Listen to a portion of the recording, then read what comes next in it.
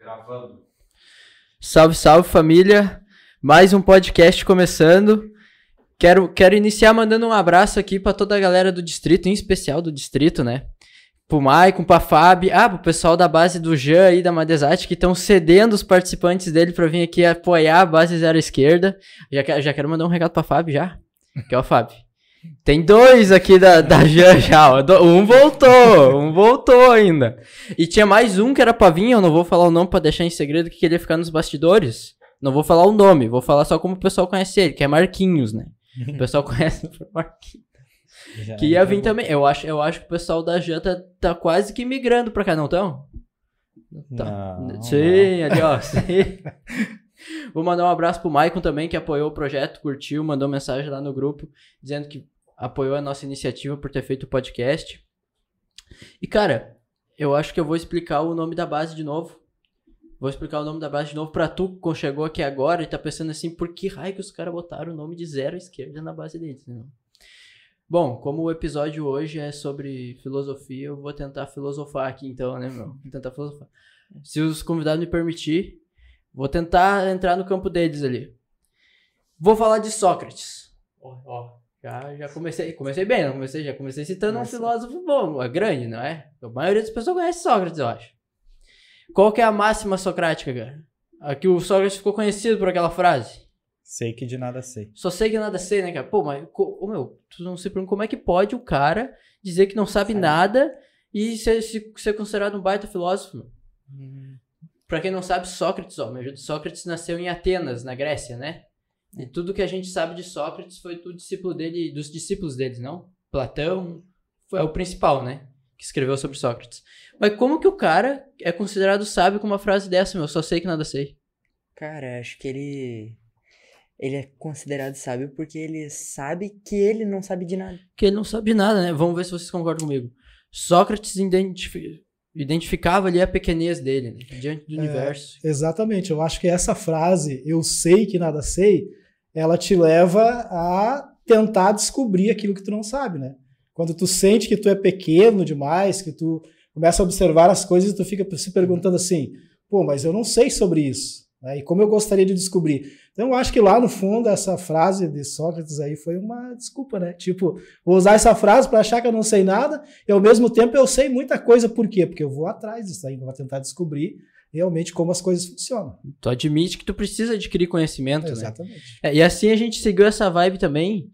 E nós aí que colocamos o nome da base de Zero Esquerda, por quê? Porque o zero nessa posição não tem valor nenhum. Então a gente acredita que nós o quê? Nós por nós mesmos não faremos nada, mas Deus agindo em nós, Ele nos habilitará a cumprir a missão, não? Exatamente. Isso porque Deus não chama os capacitados, Ele capacita os chamados, certo? Exatamente. Essa é a vibe da nossa base. Começamos com o nome. Então pra ti aí que tá olhando a gente agora e acha que não sabe fazer nada, cara, acha que tu não tem dom nenhum, não acontece com vocês lá na base de vocês.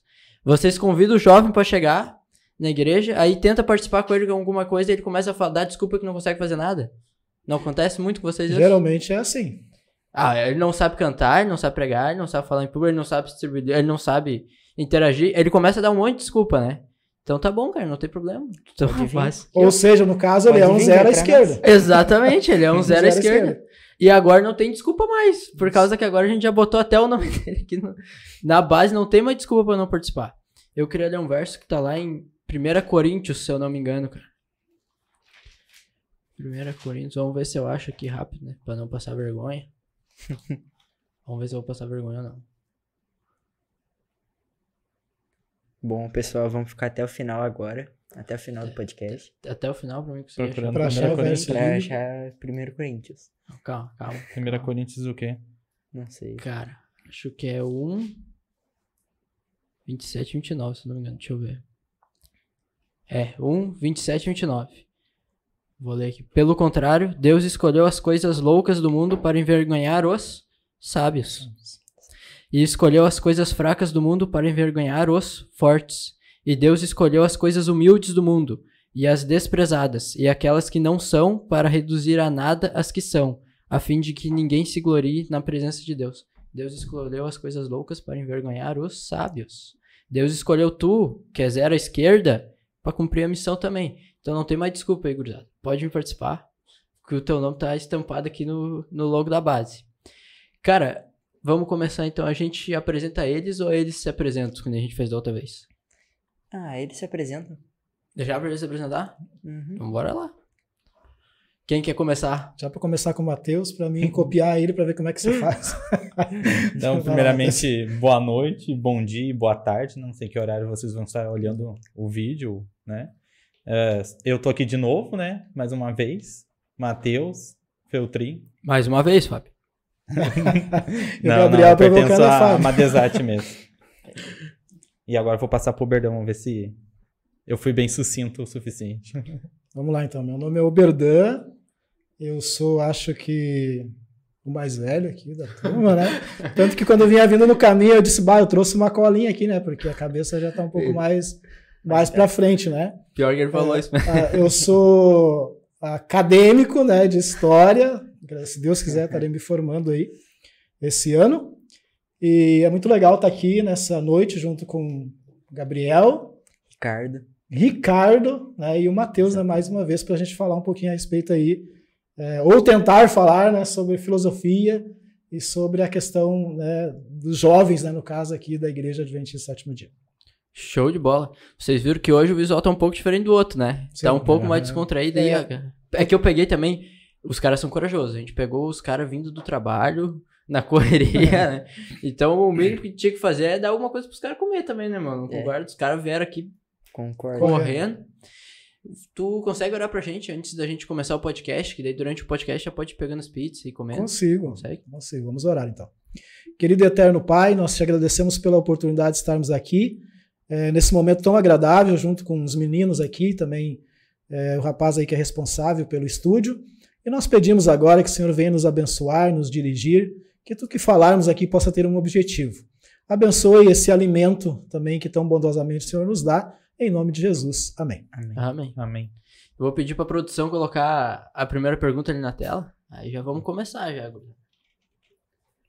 Tu faz a pergunta daí, meu? Não, massa, Matheus. Vamos lá, vamos ver. Deus está morto. Nietzsche. É Nietzsche, né? Nietzsche. Tá. Deus está morto. Nietzsche. Se está morto, então tudo é permitido? Se não, por quê? Se a gente partir do ponto de vista étnico, moral, só humano, tudo seria permitido. Mas mesmo assim, se tu não crê em Deus, tu não consegue fazer tudo que tu tem vontade. E tu não faz tudo que tem vontade porque há consequências nos atos. E como há consequência nos nossos atos, né, e na sociedade em si, ela nos traz a ética e a moral, que é imposta conforme o meio social que a gente vive. Isso acaba nos mostrando que se a gente toma certas decisões, vão ter consequências. Então, respondendo à pergunta, né, se Deus está morto e você não crê em Deus, mesmo assim tu não vai poder fazer o que tu bem entende, porque a sociedade vai ser constituída em volta de uma ética e moral. Agora, se tu crê que Deus não está morto e que ele vive, como eu creio, né, então a gente tem a ideia de que a gente faz as coisas conforme a vontade de Deus. Exatamente. Tem um filósofo chamado Thomas Hobbes, não sei se você já ouviu falar desse camarada, vocês já ouviram falar. Ele é um cara que diz assim que o ser humano ele não sabe viver em sociedade, né? E por isso foram criadas as leis, no caso do Estado, para poder conter esse ser humano diante da maldade, porque se não fossem as leis para travarem o ser humano, né, talvez a gente seria verdadeiros animais, né? Começa com a lei de Talião lá, né? Isso, olho por olho, dente por dente. Exatamente, animais irracionais.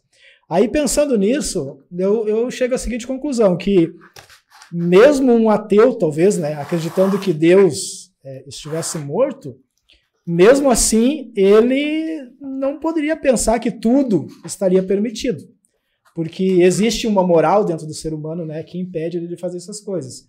E mesmo acreditando que talvez Deus está morto, então eu posso fazer tudo o que eu quiser, existem as leis humanas que travariam, né? Travariam o ser humano e não deixariam que ele fizesse tudo que desse na teia. Mesmo tu pensando da seguinte maneira, que todas as leis que existem hoje dentro de uma Constituição, se você for analisar, elas estão baseadas em que lei? Nas 10. nas leis de Deus, né? Tipo, a lei moral dos 10 mandamentos, são 10 mandamentos ali que você, se for esmiuçar, por exemplo, os judeus, eles fizeram dessas 10, vamos dizer assim, leis, que é a lei moral desde o 20, 613 leis, com coisas absurdas. Eu não sei quantas leis existem na Constituição, por exemplo, brasileira, não sei se alguém está por dentro disso daí, Tem mas eu acho que é muito mais do que isso, né? Estudante de Direito então, lê os Medvecum. Então, Acho que 5 eu mil podia leis ali. É desse volume, assim, ó. Né? Exatamente. Então, existe muito mais coisa ali dentro. E quando tu pega essas leis, se tu for estudar cada uma delas, você vai ver que a base delas é a Bíblia. Isso que eu queria perguntar até, que tu falou ali que a base é a Bíblia, né?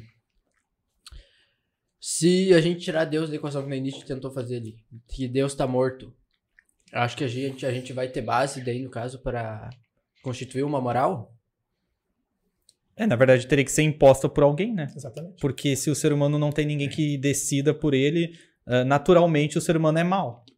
Então ele vai procurar querer fazer o bem só pra si. E daí não vai preservar o bem de outros cidadãos ou outras pessoas que vivem em sociedade. Aí eu acho que é onde entra a questão do Thomas Hobbes. Isso. Alguém tem que impor, né, esse limite pro ser humano. E é onde entra o Estado daí criando as suas... Tem que ter um padrão, no caso. Exatamente. Alguém que dê pra se espelhar. Isso, exatamente. Isso que eu queria também. Cara, não sei se essa é a tua dúvida. Se tu tem a mesma dúvida que eu. Se a gente tira Deus que o Nietzsche tentou tirar e daí bota o Estado, então.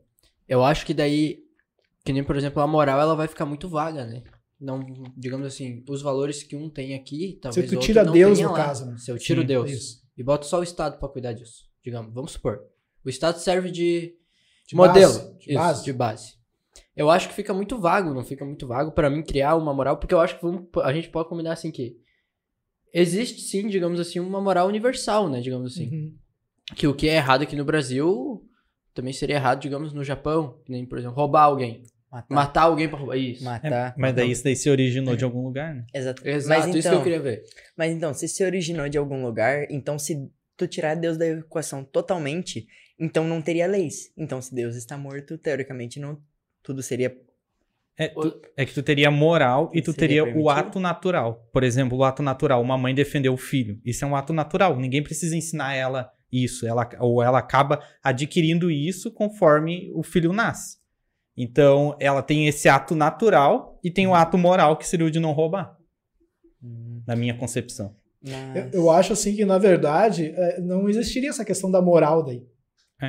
Como a gente mencionou antes, acho que seria algo mais imposto, tipo a força. Então, Tipo, um homem, vamos usar aqui um ditador, ele criaria lá umas regras para poder manter, digamos assim, o seu estado, o seu país funcionando de uma maneira onde as pessoas não pudessem fazer tudo que viesse na telha. até porque se Deus está morto, quem diria que aquilo é uma coisa ruim? Que Também aquilo é tem uma isso, coisa né? errada, né? Exatamente, Quem tá também tem impondo que aquilo é uma coisa errada? Aí a definição do que é bom e o que é ruim também ficaria pela essa pessoa que impoiria isso Exatamente. sobre os outros. Essa parte que eu queria chegar, tipo. Fica relativo, a gente entra no campo do relativismo. Que nem, eu não sei se tá ali. Vou pedir pra um dos integrantes da base que tá na produção olhar na minha mochila. Se tá o livro lá do que a gente tá lendo essa semana, a gente tem que ler na base jovem lá os livros da lição. Da lição dos jovens. Interessante. Aí um dos livros é esse aí, ó. Os Canibais de Malecu. Traz aí pra nós. Alcança pro Parece Matheus que, ali. Priscila. Os Canibais de Malecu. Cara, esse livro aqui é um que os jovens têm que ler. A gurizada quase surtou comigo. Por causa que houve uma votação no grupo. Pra escolher. Tinha 4 livros. Aí tinha que escolher qual deles eles curtiam mais. E daí eles votaram. Empatou todos. Tu acredita que dos 4 deu empate em 3? Nossa, Aí sabe o que eu falei? Então vamos ler os 3. tá brincando. Mas ficou os 3 daí? Esse aqui é o primeiro. Aí depois vem outro título e mais uma gurizada. A gurizada topou, vai todo mundo ler. Não, mas isso é bom incentivar a leitura. Né? Os Canibais de Malecula. Eu demorei pra Malaleuca, aprender esse né? nome. Ah, Quer dar uma Malaleuca, olhada né? aí? quero dar uma olhada. Sim. Nem botou no grupo. Eu Espero li ter interesse. um pedaço desse livro e ele conta. Vou dar um spoiler pra gurizada que ainda não leu. Ele conta a chegada dos missionários, a chegada do evangelho no país de Vanuatu. Eu acho que eu já ouvi a história desse livro. Já ouviu? Eu acho que eu não sei se é a mesma. Vamos ver o que tu vai falar aí. Vamos ver se vai fechar. Ele narra a chegada do evangelho no país de Vanuatu, que é composto por várias ilhas. E Malecula é uma das piores ilhas, aonde os índios lá são canibais. Eles matam a pessoa realmente, cozinham e comem. Aí o primeiro missionário a morrer lá foi John Williams. Demorei pra decorar o nome também. John Williams. Ele conseguiu evangelizar as pessoas numa ilha vizinha que era mais pacífica. Aí ele comprou um navio com o passar do tempo e viajou pra lá com 23 missionários e 12 professores, se eu não me engano. Desculpa. Só que ele não foi pra Malecula, ele foi pra Erromango, que é a vizinha de Malecula. Que conseguiu decorar tudo isso. Sim. Parabéns. Ele foi pra Erromango, que é a vizinha, vizinha de boa, né? Malecula. E ali, os índios dali também são muito hostis. Sim. Tanto que Erromango e Malecula são considerados infernos na Terra. Aí ele chega na praia de Erromango, atraca, quando ele desce, ele é morto com paulada. Aí uns dias depois recupera os ossos dele, que os canibais cozinharam e comeram. Uns anos depois foi o John Peyton. Aí John Peyton, em Erromango, teve um trabalho um pouco mais frutífero, digamos assim. Ele conseguiu evangelizar mais os canibais dali, só que ele passou a vida inteira tendo problema, sendo perseguido, querendo matar ele. E a questão que eu queria chegar é que os índios dali era muito comum. O John Peyton, ele sobreviveu, voltou e relatou o que ele viu lá. Era muito comum o latrocínio, a violência contra a mulher, violência contra a criança. Só que esse é o ponto que eu queria chegar. Por que será que aqueles índios, eles não eram, digamos assim, completamente incultos? Eles citam ali que eles tinham um vocabulário pequeno. Alguns falavam inglês. Das ilhas que eram mais civilizadas, alguns falavam inglês. Mas os que estavam em Malecula e em Erromango, geralmente não. E o vocabulário era pequeno, mas eles eram pessoas inteligentes. Tanto que eles estão caminhando na praia, aí ele não escuta. Quando ele já fez amizade com alguns índios, ele não escuta quando chega alguns outros. Na mata, assim, do lado. Só que aquele índio para, olha e fala, ó, lá tem tal, tal e tal. Pelo barulho, ele já sabe até quem é. É pra ver o grau de inteligência. Ele não era alguém completamente irracional, exatamente. Mas por que era tão comum, digamos assim, isso na tribo deles? Por que era o latrocínio era algo comum? Porque as tribos viviam brigando, eles dizem. A tribo daqui matava a tribo de lá pra roubar as coisas que tinham, roubar as mulheres. A moeda principal que eles usavam de troca era porco. Tanto que tu comprava uma mulher com porco. Quem tinha mais porco era quem era mais rico. Era mais rico. Eu ia dizer que quem tinha mais porco tinha mais mulher. Não, aí podia. No caso, era mais rico, né? Era o mais rico. Aí se tu queria, tu ia dando os porcos em troca de mulher. Tinha um que tinha 11 mulheres. Aí ele foi comprando em troca de porco. Não dava pra trocar mulher por porco? Ai, não sei, não citou isso. Não dizia. Citou ali. Mas é interessante isso aí. Essa é a questão que eu queria chegar. Eles não tinham. Esse Deus que Nietzsche tentou matar, na minha visão, pra aqueles índios estava morto. Sim. Porque eles nem Eles conheciam. não conheciam, né? Exatamente. Eles não tinham essa questão Mas eles moral. tinham uma...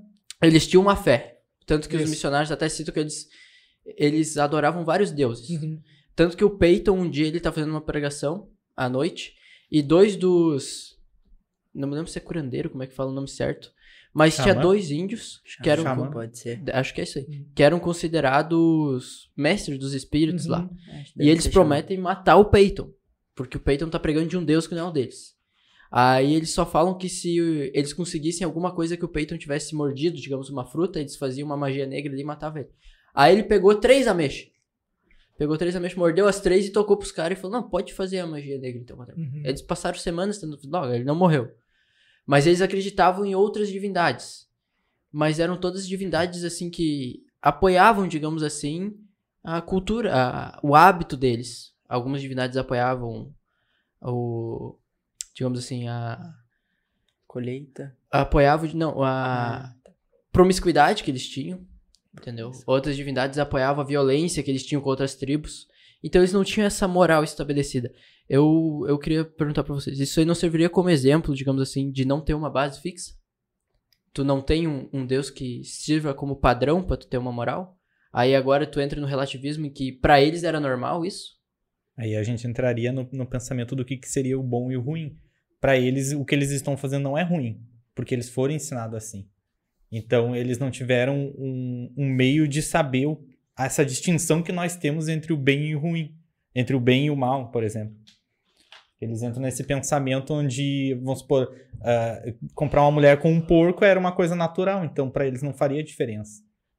Porque daí vem aquela questão da cultura de cada povo, né? Que nem tem lugares que comem certas coisas que a gente aqui no Brasil não come. Mas é porque lá eles foram ensinados desde pequeno que aquilo dali era normal. Exatamente, mas tu percebe que mesmo, como tu mencionou antes, mesmo para eles esse Deus que a gente está falando aqui hoje no caso, né? E o Deus que o Nietzsche também falava ali que estava morto, para eles, no caso, como você mencionou, também estava morto. Mas mesmo assim, tinha alguma coisa... Tinha alguma divindade. Neles, né? Que dizia que tinha algo mais. Que dizia para eles que tinha algo mais, entendeu? Ou até fazia com que eles fizessem diferença entre algumas coisas que talvez na mente deles seria certo ou errado. Sim, exatamente. Quer falar alguma coisa? Não? Mais pra frente no livro ali, dá a chegada dos adventistas. Por causa que, se eu não me engano, os primeiros aí ali eram presbiterianos, se eu não me engano. Os primeiros missionários. Aí depois de John Peyton, chega Parker e Norman Willis e Alma Willis. Aí eles sim conseguem chegar em Malekula. Aí ali em Malekula eles começam a construir uma casinha para poder evangelizar os índios e tal, para poder fazer algumas reuniões na casa, na realidade. Só que o povo em Malekula era muito hostil, né? Eles chegavam, até que nem tinha um comerciante que ele ia embora da ilha, ele vendeu até o terreno que ele tinha por causa que ele saiu de casa. Quando ele voltou para casa, a esposa dele estava morta dentro de casa. Os índios entraram e mataram ela. Aí ele não queria mais ficar ali, vendeu para eles e foi embora.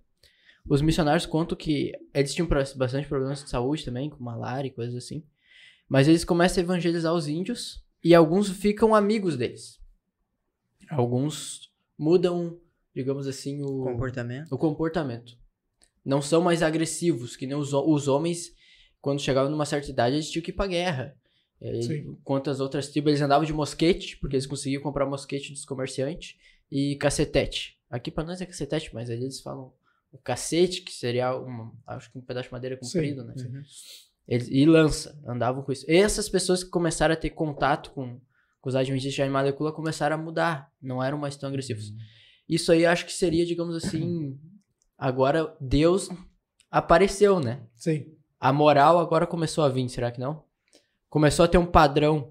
E daí, digamos, mas quem sabe quem tá assistindo nós agora pode ser antropólogo. Acho que é antropólogo que estuda as pessoas, as culturas, assim, né? Aí ele até pode me dizer assim, mas o Gabriel aí tá falando de uma extinção total de cultura, né? Porque extinguiram a cultura dos... Convenhamos, será que aquilo ali é algo que deveria continuar, não deveria continuar? O que vocês acham? Assim, Pode falar. Eu penso da seguinte maneira, né? Porque você mencionou como eles viviam antes, né? Aí chegaram os missionários, no caso, o Deus que era desconhecido. O apóstolo Paulo, até ele, quando esteve em Corinto, se eu não me engano, ele falou lá para o povo que estava ali, que estavam adorando um Deus desconhecido, no caso, daí ele chega ali, ele se usa daquilo ali para mostrar para eles quem era o Deus desconhecido que ele estava adorando, no caso, né? Então, essa mesma tribo que você fala ali, que tinha ali as suas, vamos dizer, não sei se eu posso usar a expressão, tinha ali a sua moral, digamos assim, que no caso tinha muitas coisas erradas que eles faziam, para nós, mas para eles não eram, né? O Deus estava morto.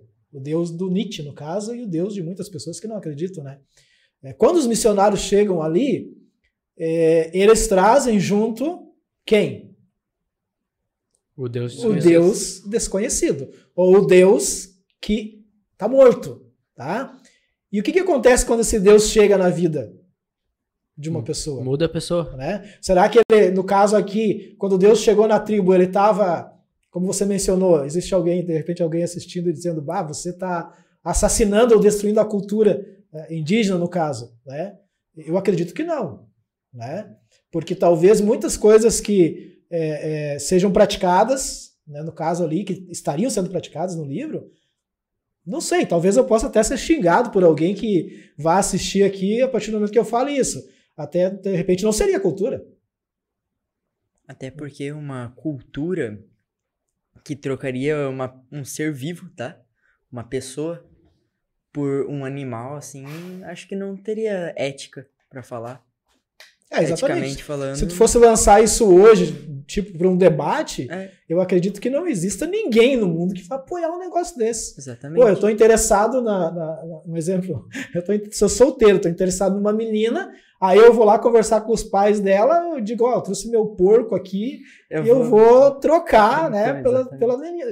Alguém no mundo hoje aceitaria isso? Não. Tá, mas o que eles faziam ali na Idade Média, ali, que eu tinha que dar dotes pro pai da menina, não era quase a mesma coisa? Sim, é parecido, só que é diferente, né? Mas Não, sim, mas a óbvio, gente né? Não falou- é tão direto, mas exatamente, ainda é assim é diferente. uma forma Ali de envolvia comprar. mais E dinheiro, também riqueza, tem- né, no caso. eu acho. Aquele caso, né? Qual o caso? É que tem cita no livro que tem um cara, não lembro o nome, acho que tu não lembra, né? Que era o do índio lá, de um dos nativos da ilha, ele falou que ele era pequeno, eu não lembro pra quem que ele contou, mas ele falou que ele era pequeno, tipo, bebezinho ainda. Aí o pai dele matou a mãe dele, porque, tipo, tinha os porcos, né? Aí o porco não podia sair de dentro de casa, ele matou a mãe dele, a paulada, porque o porco saiu de casa. O porco era Isso considerado tá no sagrado. livro. Tá no livro. Uhum. É que essa pessoa que contou é filho desse cara, que era criança, cresceu e virou pastor. E daí contando pro Roy Brandstater, que é quem escreve o livro, né? Perdão se a pronúncia tá errada, tá? Eu falo Brandstater. Roy Brandstater. O cara disse que o pai dele matou a mãe dele quando ele era pequeno. E o Roy pergunta por quê, exatamente por isso, porque o porco era sagrado e não podia sair de dentro de casa. A mulher deixou o porco sair e ele matou ela paulada. Aí ele pega a criança, né? E leva pra uma senhora viúva cuidar. E a senhora diz que não vai cuidar porque ele matou a esposa e ele mata a senhora também. Ele mata a senhora. Aí ele chega pra irmã da esposa falecida, né? Tia do menino. E pede pra ela cuidar da criança. Opa. E daí já avisa a irmã ali da esposa que ele acabou matando, né? Que se ela não cuidar da criança, ele vai matar ela também. Isso era comum ali, né? Ele cita no livro. Mas, Gabriel, tu falou uma coisa aí que eu achei interessante agora. Essa questão que tu falou, que o porco era sagrado, tá no livro? O que tu acha disso, Matheus? É, que tem muitas culturas, que nem na Índia, né? Que eles adoram o rato, se eu não me engano, vaca e outros animais, né? Elefante, né? Não, mas eu falo isso pelo seguinte, porque daí tu talvez consiga entender a questão da troca. Entendi. Porque se o porco era sagrado, para eles era algo que valia Sim, valia muito um dinheiro. valor muito alto. Né? Mas no caso era mais sagrado que a mulher, né? Exatamente. Mas, E mais uma coisa que eles citam. Com 12 anos, se eu não me engano, eles arrancavam os dois dentes da frente da menina. Mas isso aí não disse por quê, só disse que faziam, né? Então, Na cultura. Cara, vocês têm mais alguma coisa pra falar dessa pergunta? Só puxando agora a questão, né? Como eu vejo como Deus ele pensa em tudo, na seguinte forma, onde ele pensou que nós deveríamos ser em certos meios missionários para chegar até esse tipo de povo, né? Porque imagina que Deus dissesse que só quer a nossa adoração e pronto, não dissesse que a gente tem que espalhar o amor dele pelo mundo, por exemplo. Aí ficaria só com nós e daí que nem essas pessoas que vivem isoladas em lugares da terra, e como é que chegaria lá? Se não fossem por essas outras pessoas que vão até lá. ou nem com nós, né? Não chegaria nem até nós. Não chegaria nem até nós. Porque se é só com aquelas pessoas, elas não iriam espalhar pra ninguém mais. Sim. Exatamente. E vocês falaram, abrindo um parênteses aqui, falaram uma coisa interessante, né? Porque quando Deus fez a promessa a Abraão ali, né? Deus disse assim, ó, em ti serão benditas. Lembra dessa promessa? Todas as nações da terra. Todas as nações, todas as famílias da terra, né?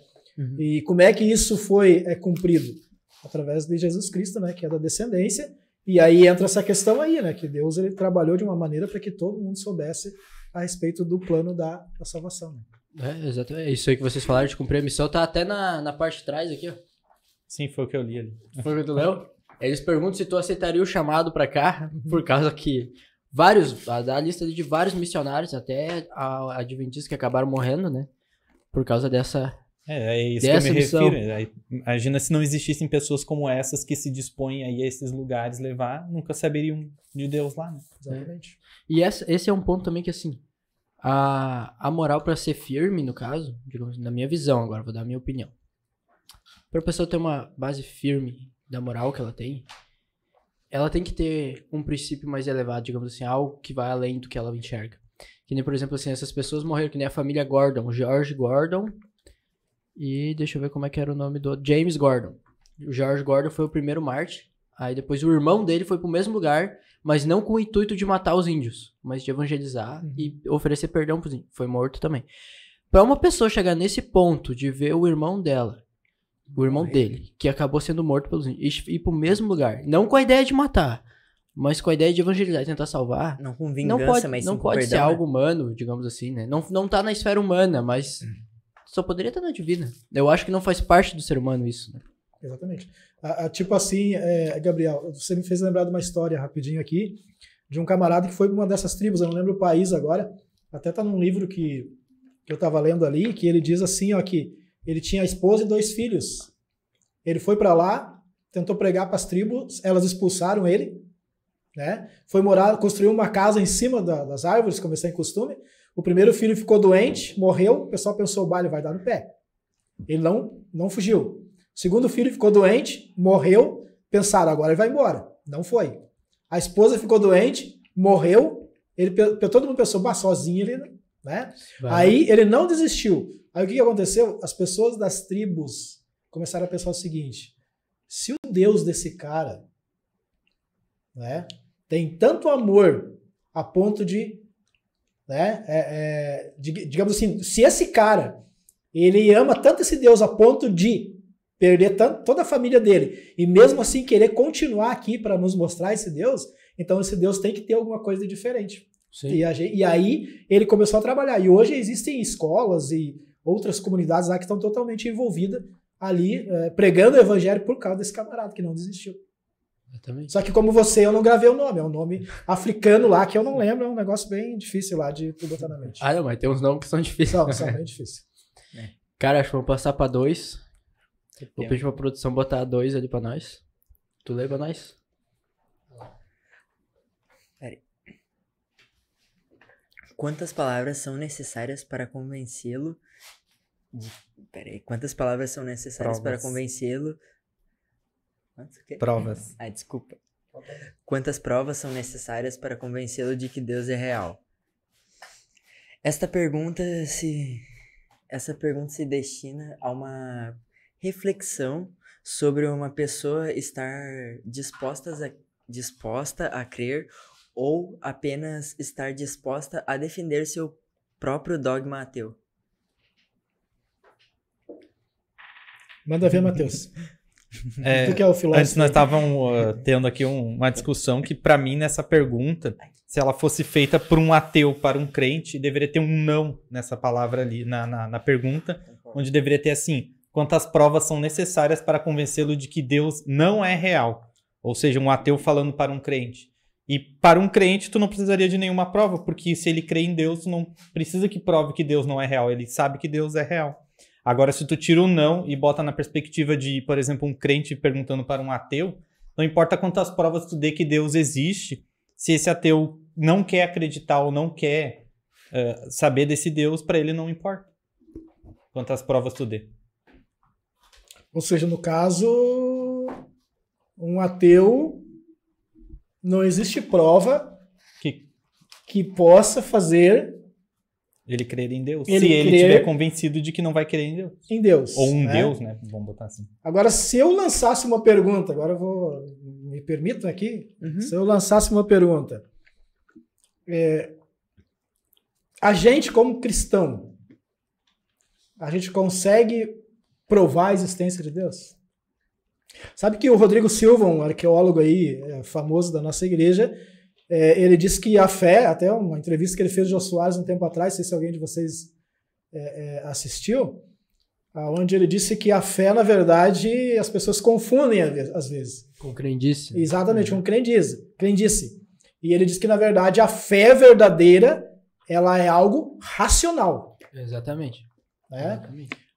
Agora, eu lançaria essa pergunta. Como que vocês sabem que Deus existe? Mas também não tem prova de que ele não existe. Exatamente. Eu respondo dessa forma. Não, exatamente. Mas como que você sabe que Deus existe? Como cristão. Como cristão, através dos testemunhos. Dos testemunhos. Mas, acima de tudo, através do quê? através da nossa fé. Sim. Porque a Bíblia fala lá em Hebreus que a fé é a certeza das coisas Que não vemos. que a gente Não vê. não vê. Então, a gente acredita em Deus através do quê? Da fé. Da nossa Da fé. fé. Você já viu a Deus? Você já viu a Deus? Não. Nenhum de nós nunca viu a Deus. A gente pode ver as coisas que Deus faz. que Deus faz, né? Mas a gente nunca viu a Deus. Então, assim, ó, o ateu, ele não crê em Deus por causa disso, porque ele não tem fé o suficiente para acreditar que Deus existe, tá? Mas daí tu fica perguntando assim, é possível um ateu ter fé? Sim, porque ele pode crer em coisas que não são referentes a Deus. Por exemplo, nos átomos que eles não veem. Mas nós vamos chegar numa pergunta mais lá pra baixo, lá, que fala de fé até. Eu ia dizer, senão daqui a pouco eu vou dar Uhum. spoiler da última pergunta. A última fala de fé. O McNally falou ali da citação do Rodrigo Silva é boa. A colocação do Rodrigo Silva, né? Porque a fé, ela não pode ser considerada como crendice no ponto em que, assim, eu recebo, digamos, a promessa de que eu vou ganhar, que no podcast do Flow, o Rodrigo Silva usou um exemplo assim também. Eu recebo a promessa de que eu vou ganhar um terreno. O prefeito daqui me assinou e me deu essa promessa. Eu tenho o terreno? Eu vi o terreno ainda? Eu não vi. Eu acredito por fé. Mas eu tenho evidências que me provam de que sim, ele tem capacidade de fazer Sim, isso. pode te dar o terreno. Agora vamos supor assim que chega eu lá e falo pro Berdan que vou dar uma mansão pra ele. 5 milhões de reais. No caso, Uma tu? mansão. Eu. Tá. Tu vai acreditar? Não. Não. Eu não tenho Tu lastro pra isso. acreditaria? Não, também não. Ninguém acredita. A não Aí- ser que tu tivesse jogado a Mega Sena escondido, né? Tivesse Exatamente. acertado. Ganhasse. O que, né? Aí seria diferente. Exatamente, que eu tivesse pelo menos um pouco de evidências de que eu tenho Isso, capacidade de isso. cumprir a minha palavra, né? É diferente, totalmente diferente do prefeito, digamos assim, de um empresário que tem muitas terras. O Rodrigo usou esse exemplo, se não me engano, na situação do soldado, acho que era o soldado romano, que quando ele voltava da guerra era prometido pra ele um pedaço do campo. E isso era assinado pelo governador e era dado pra ele. Só que ele acreditava nisso através da fé dele, porque ele não tinha aquilo ali ainda. Não tinha prova. Exatamente. De Agora jogar. vai eu prometer dar alguma coisa assim pro Oberdan. O Oberdan sabe que eu não tenho capacidade de comprar essa mansão. Eu não tenho Exatamente. nada que indique que eu consiga fazer isso. Isso seria crendice, né? Exatamente. Ele tá acreditando em algo que não tem base nenhuma. Agora que nem vocês falaram das obras que digamos assim, o ateu não vê ou coisa parecida. Vocês conhecem o Adalto Lourenço? O Já ouvi físico? falar. Já mas ouviu não- falar? não- Eu gosto de ver algumas palestras dele, em que ele cita assim, que Deus fez 2 livros, né? Além da Bíblia, ele fez o livro da natureza, Uhum. o livro das coisas que a gente tem. Só que muitas vezes a gente só lê a Bíblia, mas não lê o livro que Deus colocou na natureza, que todo mundo, até sem ser analfabeto, pode ler. A gente tem, digamos assim, o costume de pensar que isso tudo surgiu do nada, né? Isso tudo veio do nada e pra nada. Sim. Mas lá no fundo a gente sabe que tem algum porquê, porque senão a pessoa não faria aquela simples pergunta do porquê que eu tô aqui, né? Entra no que a gente discutiu no podcast passado sobre o design inteligente. Né? De Exatamente. que precisa ter um autor para certas coisas que estão sendo descobertas. Que só achar que foi evolução não é mais prova, ou nem nunca foi prova, né? Porque a evolução sempre foi uma teoria. De que o mundo foi criado a partir de uma explosão só, ou do nada veio o nada, né? Ou veio as coisas. O Matheus, ele me fez lembrar ali juntamente pegando a tua parte dele, de Paulo de novo em Romanos capítulo 1, né? Que somente através das obras da natureza, lógico que a natureza, ela não é completa, né? Porque o próprio Paulo fala que a natureza também sofre as consequências do pecado do homem. Mas ele diz assim em Romanos 1, que o ser humano, se ele quiser, somente através das obras da natureza, ele é indesculpável, né? Por não crer em um Deus. Porque, como você falou, tem muitos detalhes ali que é quase que impossível tu acreditar que o negócio, né, simplesmente aconteceu. Surgiu do nada. É que nem do nada. foi... Como é que é o nome daquele cara que tu falou, que tu olha o... Adalto Lourenço? Ele fala, né, que Deus deixou a sua assinatura, o Deus da Bíblia deixou a assinatura nas coisas nos 3 em 1, né? A gente pega os átomos, são 3 em 1, elétron, prótons e nêutrons. E na música também tem 3 em 1. Então tudo que a gente observa e começa a estudar, a gente vê que tem um mais além ali que não pode ter surgido do nada ou ser feito do nada pela complexidade que aquela coisa tem. Exatamente. Eu vou citar aqui até. Se esses caras verem o nosso podcast, acho que vai até bombar mais.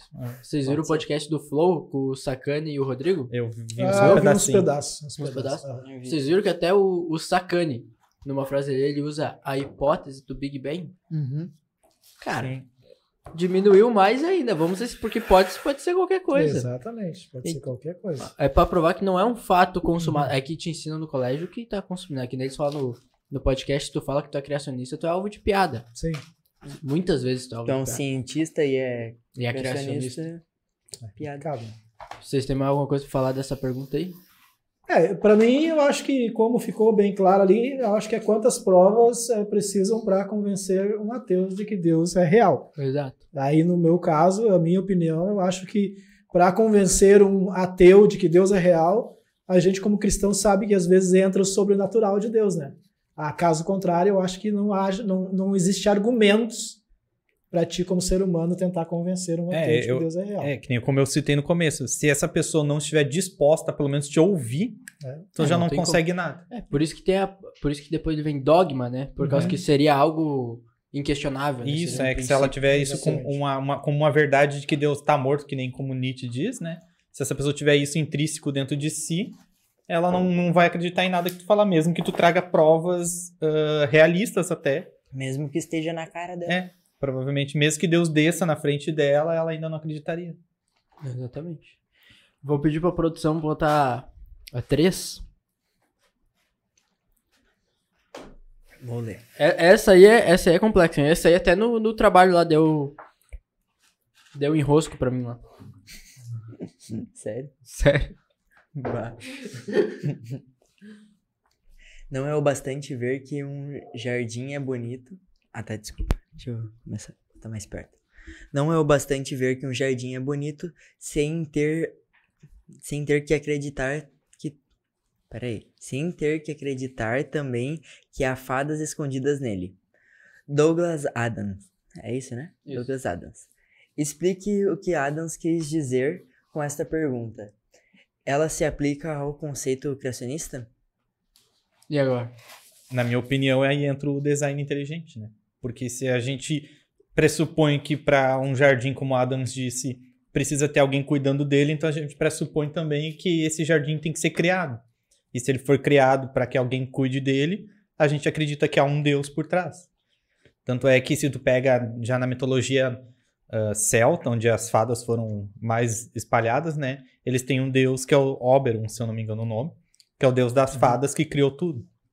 Então, quando tu pega essa analogia e vê que precisa ter alguém cuidando de um jardim, então também tem que ter um criador desse jardim.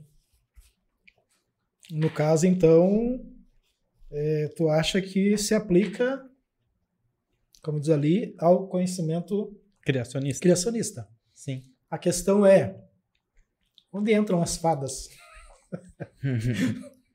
As fadas, se a gente botar uma analogia, né, comparando, vamos supor assim, com a Bíblia, poderia ser as fadas que nem Deus criou Adão e Eva para cuidar do jardim. Interessante, Né? tá? Colocação. Então, Oberon, né, o deus das fadas, criou as fadas para cuidarem de todos os jardins no mundo. Seria nessa perspectiva para mim, né?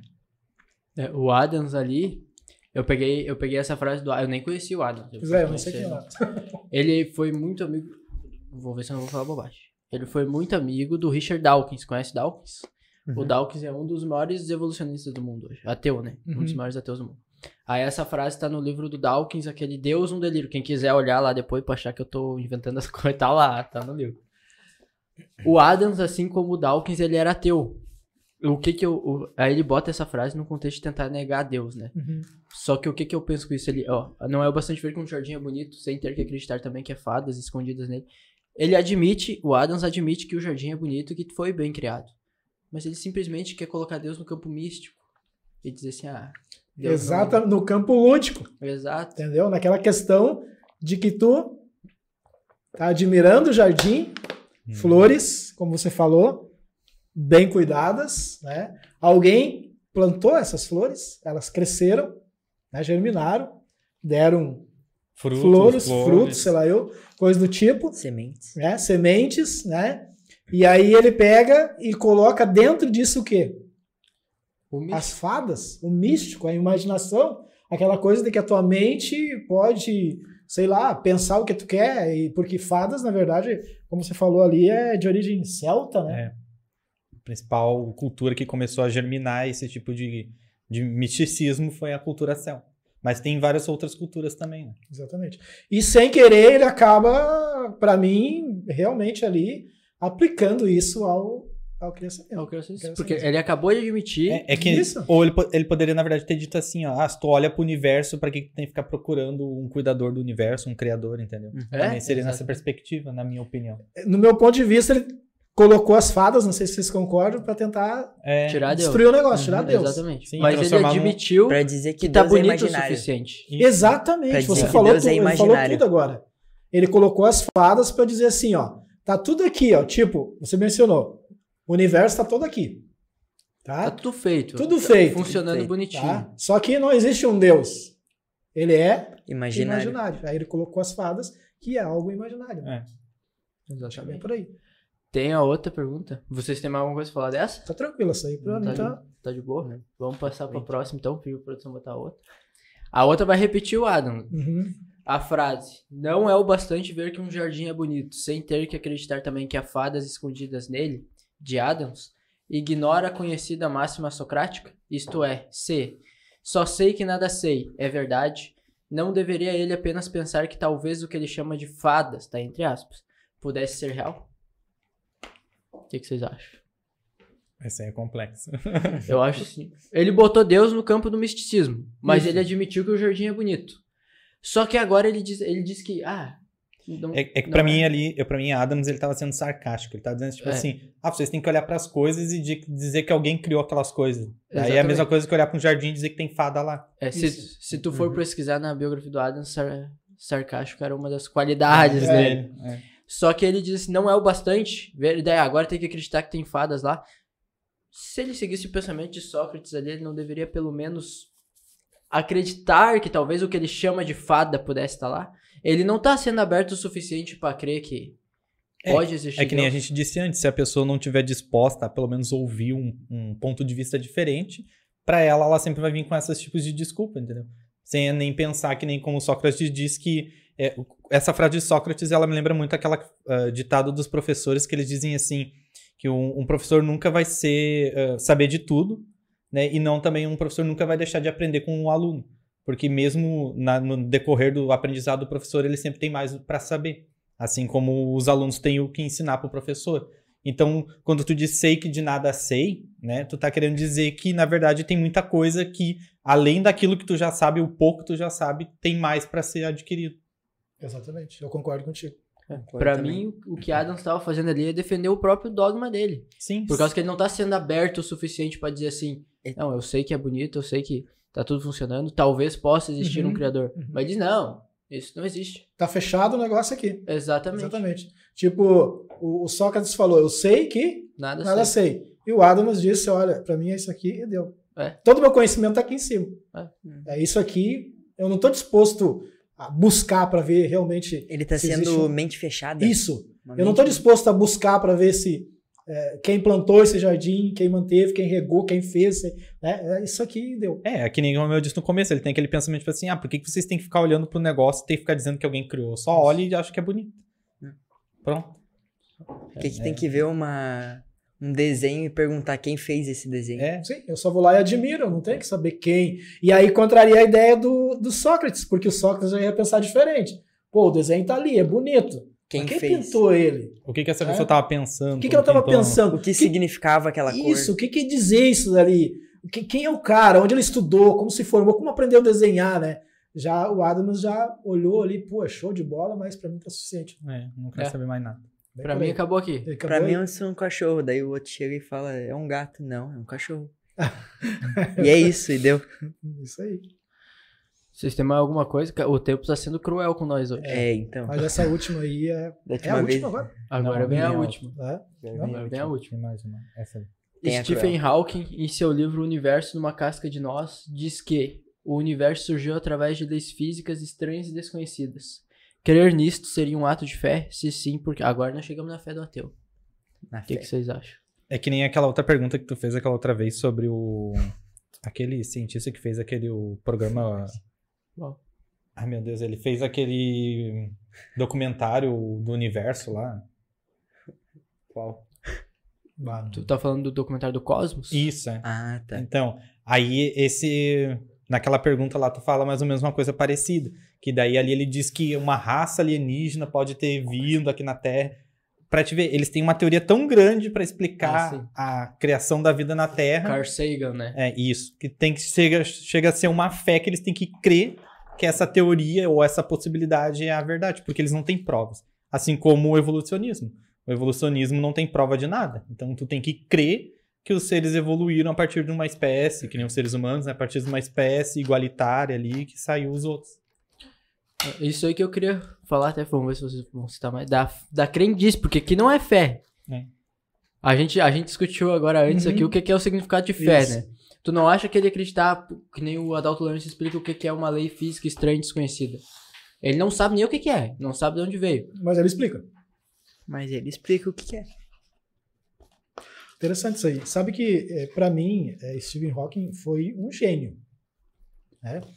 Porque ele conseguiu descobrir muita coisa, né, da física, né? Que Principalmente antes, da física quântica. Exatamente, que antes não, né?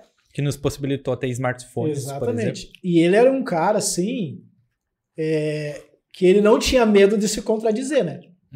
Mesmo com toda a deficiência que ele descobriu aos 23 anos, e ali foi colocado que ele duraria mais 2 anos, não sei se tu viu isso daí. Então a vida desse cara, desse homem, foi um milagre, porque ele acabou durando 53 anos, depois de ter descobrido uma doença totalmente degenerativa. E essa questão do livro, numa casca de nós, para mim aqui mostra a pequenez do ser humano, porque ele dizia que o universo estava dentro de uma casca de nós. Porque vocês sabem que o Stephen Hawking, ele não, como é que eu vou dizer assim, ele não negava a existência de Deus, né? Não sei se vocês viram isso. Ele não negava a existência de Deus. Ele não acreditava, mas ele não negava. O que ele acreditava era que o universo não era mantido e nem foi criado por Deus. Ele acreditava que existia um criador. Isso. E não que existia Deus. Isso, exatamente. Sim, Mas tinha um não criador. como a gente crê no caso, né? Aí puxava para aquela teoria do cara lá do Cosmos, lá que falava que existia uma raça que criou, uma raça evolutiva que criou o universo. Exatamente. E para mim essa questão da casca de nós, eu acho que, não sei se era o intuito dele, mas eu acho que mostra ali sim que a gente é muito pequeno Comparado com o universo. comparado ao universo. E aí me remete a uma outra pergunta que foi feita, eu acho, a semana, não sei, a outra vez que fizeram, não sei quando foi, Eu também que não tava lembro. aquela questão do fundo do poço. Acho que era de lá, né? Era de lá. Quando você tá dentro no fundo de um poço, você olha para cima, a tua visão ela é muito quê? Perspectiva Fechada, limitada. que é o que eu tinha dito antes. Ó, entendeu? Tu vai enxergar o que te proporciona ali, entendeu? Então eu acho que essa questão da casca de nós é mais ou menos isso aí. Ele quis dizer assim, apesar de todo o conhecimento, apesar de tudo que eu sei, tudo que eu estudei, que eu descobri, é pequeno. E ele ainda precisa ter fé naquilo que ele descobriu. Fé naquilo que ele descobriu. Eu queria botar ali a parte do leis físicas estranhas e desconhecidas. Tipo, ele não sabe explicar como que iniciou, né? Como Sim. que, a partir daquele momento, através, pelo menos foi leis que a gente não conhece. É que o Stephen Hawking ele tinha uma teoria de que a física, como nós observamos, ela é observada de outra forma por outros seres. Então seria uma física diferente da nossa. Seria algumas coisas que a gente ainda não conhece, né? Isso, é. É que nem eu queria pegar um exemplo aqui. Que às vezes dizem que a Bíblia não é científica, né? Ou que não tem, pelo menos, argumentos científicos. Vamos tentar botar esse argumento dele dentro da Bíblia. Quando Moisés abriu o Mar Vermelho, a gente acredita num Deus que criou tudo, certo? Se Deus criou tudo, ele criou o mar, criou as leis físicas e tudo isso. Quando Moisés abriu o Mar Vermelho, quais leis da física que ele usou? Leis físicas estranhas e desconhecidas. Exatamente. Eles saberiam explicar na época? Não. Ó, ele criou ele usou essa lei e essa lei para quê? Para abrir o Mar Vermelho. É isso que eu quero dizer. Ali na Bíblia, daí Ali o não pessoal tinha nem acha gravidade, a ideia da gravidade que... não Ali na existia. Bíblia, daí Naquela época era magia. quando tu Né? lê esse relato, tu acha que não tem nada científico dizendo ali que abriu uma... Mas agora a gente tá vendo um cientista, que vocês falaram aí, que era muito inteligente, que tá dizendo que ele acredita em leis físicas estranhas e desconhecidas que criou o universo. Ele acredita em algo que a gente chama hoje, vamos tentar simplificar, de milagre, digamos assim. Exatamente. de Só milagre. que quando chega na Bíblia... Aqui as pessoas olham e falam, não, beleza, tranquilo, o Hawking disse isso. Isso. Só que quando chega na Bíblia algum milagre, o pessoal não quer, muitas vezes, dar ouvido. Ou parece que, tipo, não, aqui não. Aí entra o que o Adams disse anteriormente, né? Que daí as pessoas... Tem muita gente que transforma a Bíblia no misticismo. E daí quando tu chega no meio científico e bota a Bíblia, a pessoa, não, tá vindo com misticismo aqui pra nós, não vamos descartar essa teoria. Mas a Bíblia, ela tem muitas antecipações científicas, né? O próprio globo da Terra, Isaías, a formação do ser humano dentro do ventre da mãe, as estrelas, né? Que o homem antigamente achava que tinha um número, tudo isso está dentro disso daí, né? Tudo isso é dentro disso daí. Exatamente. E aí, meu, tem alguma coisa pra falar? Estamos indo pra finaleira? Estamos indo pra finaleira. O tempo judiou de nós, né? Uhum. Mano, nós tivemos que acelerar as últimas. Uhum. Mas tá legal, gostei. Não, tá muito bom. A gente Sabe Muito que 1 hora, quando a gente veio a primeira vez, a gente estava achando que 1 hora ia ser um tempo bom, assim, tipo, Aham. Que não ia dar tempo. Tanto talvez que não ele... dê nem tempo de falar, de ter assunto pra 1 hora. No fim Sim. ficou pequeno, né? Sim. Uhum. 1 hora Nossa. acabou passando muito rápido. Tanto que no final ele até deu uma cortadinha no assunto e a gente passou pras próximas. Legal. Vocês querem dar um abraço pra alguém, mandar um oi pra alguém aí que tá vendo vocês no podcast da nossa? Eu quero mandar um abraço aí pra minha querida esposa, Fabiane de Andrade.